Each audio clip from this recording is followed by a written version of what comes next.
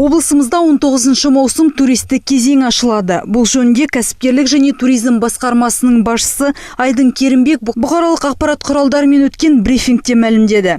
Жалпы өңірімізде Айыртау, Қызылжар, Мамлют, Есіл аудандары, сонымен қатар Петропавл қаласы туристердің келуіне жағдай жасалған орындар. Жалпы басқарма облысымызда туризм мен кәсіпкерлікті дамыту саласында бірқатар жұмыстар атқаруда.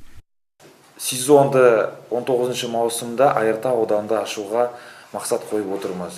Және де осы 7-де 28 мамыр күні акиматтың жиналысында осы сұрақ қаралады мастер план бойынша және туристік бағыттарды қорытындысы және алға қойған мақсаттарын қарастырады. Өңірімізде егін егу науқаны ауа райының қолайсыздығына байланысты кеш басталды. Бірақ қазіргі таңда астықтың 22,4% егілді.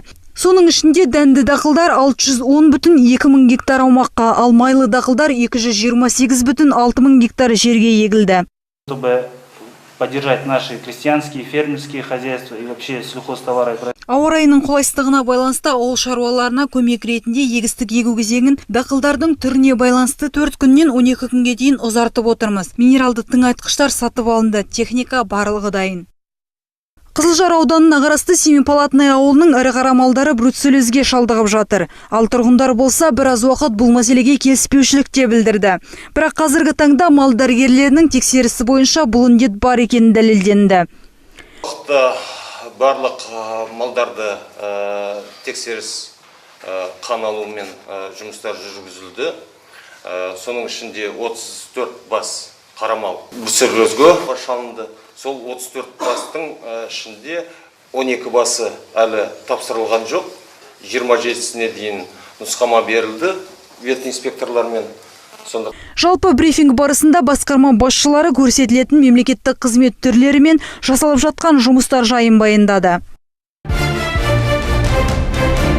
Иван Шухов атындағы қалалық кітапханада «Мәңгілік жадымызда» атты кітаптың тұсаукесері болып өтті. Аталмыш туынды Петропавлдық Ұлы Отан соғысы қатысушылары мен тыл еңбеккерлеріне арналған.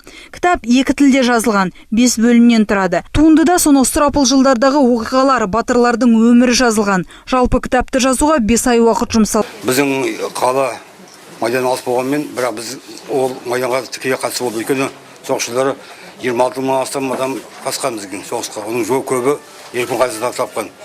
Ұлы Отан соғысы жылдарындағы қиын кезеңде еңбек еткен ата-бабаларымыздың еңбегі мен қан майданда шайқасқан батыр бабаларымыздың ерлігі ел есінде мәңгі сақталады. Асыл мұра орталығының жетекшісі Таңат Сүгірбаевтың айтуынша, аталмыш кітаптың болашақ ұрпаққа берері зор екен.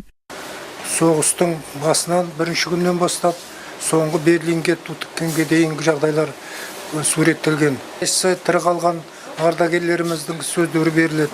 Арасында естелік жайған айтылмайды.